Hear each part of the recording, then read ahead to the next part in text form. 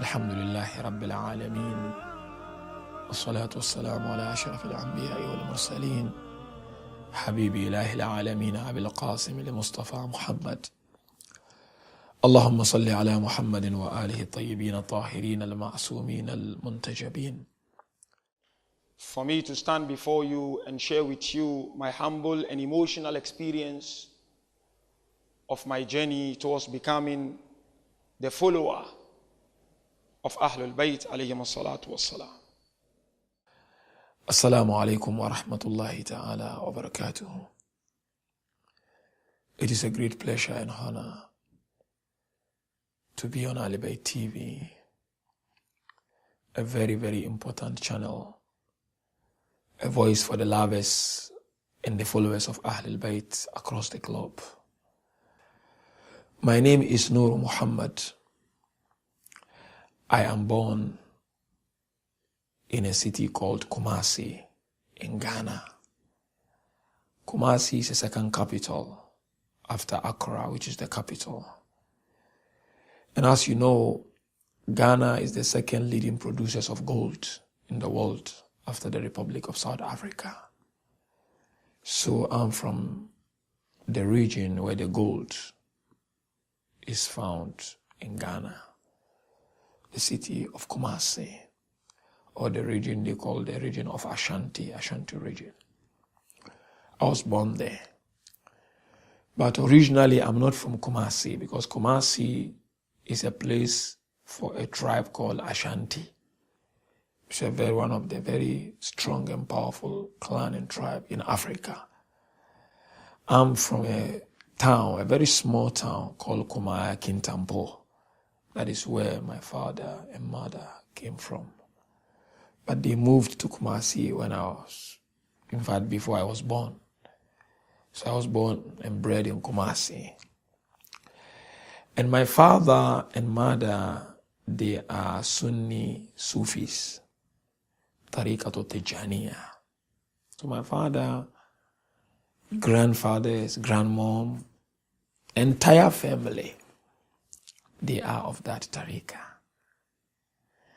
And my father, who is late now, of course, is a religious scholar of Tariqat Tijaniya, was a great imam of our community. He was very studious and known very well in the community. Even today, people, when they see me, they would start crying, especially when I visit Ghana. And I would ask them as to why they are crying. They would tell me, because you make us remember your dad. Because he's from the family of scholars. His father, and my grandfather, was also a great scholar. So he followed suit. I lost my father when I was 3 months old.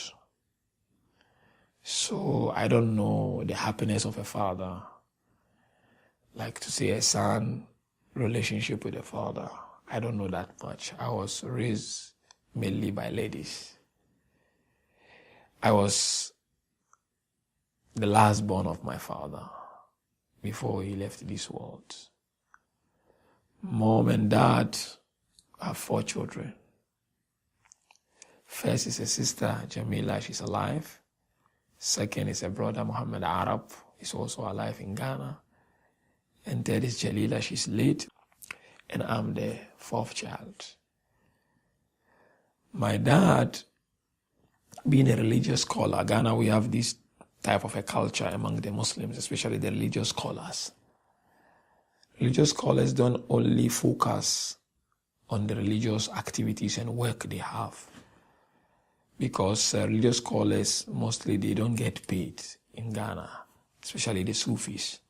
Okay, people come hadiah here and there, but there's not something fixed. So my father used to go to work and come back. So he fell sick. That's what I was told by my grandmom and my mom and my brothers and sisters. So he came, he was lying on a couch in the room. And as a small infant, 3 months old baby, I was 3 months. So my mother placed me in a cradle down there. So my father fell on me. And that was the end of my father. He left this world. So when he left the world, we were 4. I have aunties, grandmom, means the mom to my father, and my father was her last born. So I being the last born of my father, she loved me so much. So he said, okay, the sister that I follow, I come after her, should be taken by my mom. And then my first sister went to one of my aunties, and the second brother went to one auntie. And then I was taken by my grandmom, because she said, since your dad is my last born and you are his last born, so you are like your dad to me. So she looked after me in Ghana, sent me to school, sent me to madrasa. So I finished my primary. Alhamdulillah, she looked after me. I didn't know my mom much because I was young. She looked after me. She gave me everything. My mom later eventually got married to a stepfather. So she was somewhere. Okay, I would go and visit her, but I did not have that strong relationship with my mom, because as a young boy, you were brought up by your grandmom. So the only person you knew was your grandmom. Father was not there, no father figure. Brothers were there, but they could not play the role that father could play when he was alive. So I didn't know much about him. I just saw his picture. So alhamdulillah, my grandmom, she loved me so much. In fact, I would say she spoiled me until I finished my junior secondary school. In my final year of the junior secondary school, she fell ill. So she was moved from Kumasi to Kintampo. Kintampo means our hometown. She was moved there. Because her children were there, my aunties were there, and some of the uncles were there. So she was moved there. I tried just to finish my junior secondary school, struggling. She would send me some money because I was not used to my mom. I would go, my mom would give me some sort of support, but still I lost her because she moved to Kintampo and I was very close to her. So every week, every holidays, I would go to Kintampo. Even sometimes during school days, I would just leave the school and go to Kintampo because I was missing her. So during that time, it was a very difficult time for me. I was very young and I was just about to finish my junior secondary school. Food was difficult for me. I was not used to my mom, so I wouldn't go to my mom. I remember during that stage of junior secondary, I would go to school without a cent in my pocket. My grandmom would send me small money from Kintampo because she knew the way I was. Sometimes, to tell you the truth, orange, people would eat orange and throw it. I would take it and clean and eat. That's how I used to live. And that time, because of my father's status in the community, so I had the opportunity to study Islam from a young age. Because my father said at least one of us should succeed him to become a religious scholar. The rest are not. All the sisters, the brothers, they just went. My brother is an engineer, mechanical engineer. My sister, they studied to just a small level and they got married and that's it. And my grandmother used to tell me, your father wants you to become a religious scholar. You have to succeed your dad. So I kept on studying Islam. So during the course of that time, I was approached by a school. It's a ladies' madrasa kind of thing, to go and teach them Quran. So I used to go there, I used to get something there. That was where I started this issue of lecturing and whatever. I started at that age of 13, 14 to lecture, but in a Sunni Sufi way. So this is how I survived until I finished that junior secondary school. By then, my grandmom was in Kintampo. She was very ill. Now, our result came because after junior secondary, you write a final exams. So after the final exams, result would come out. Result came, I passed. High school. Now, high school, you needed money, and it's very expensive. School of my choice approached me because before the examination, you will choose where you want to further your studies. They approached me, they sent letters to me. You are admitted, come and pay the necessary dues, and then you begin with your studies. I went to my mom that time because I finished my high school. I'm going for high school studies. She tried here and there, but she did not have that money. That capability was not there. So she asked me to go and see her brother, my uncle, who is late also now. So I went to him. He tried, he gave me something, but it wasn't enough. So I had to travel to Kintampo, where my grandmom is. Families were there. So she gave me something, because she had some money in the village. I came, I paid everything. But unfortunately, the school of my choice, when I went, the amount of money they needed was too much, so I couldn't afford. Now I had to go and study in a village, a remote area, far from Kumasi, because I had no choice and I wanted to further my studies to the next level. So I pulled out of that school and I went to that village. Okay, village was easy, affordable, but it was a struggle, it's not easy. Far, the school is in the middle of a bush, it's a Roman Catholic school. I went, I paid the money, and it was a boarding school, so I was living there.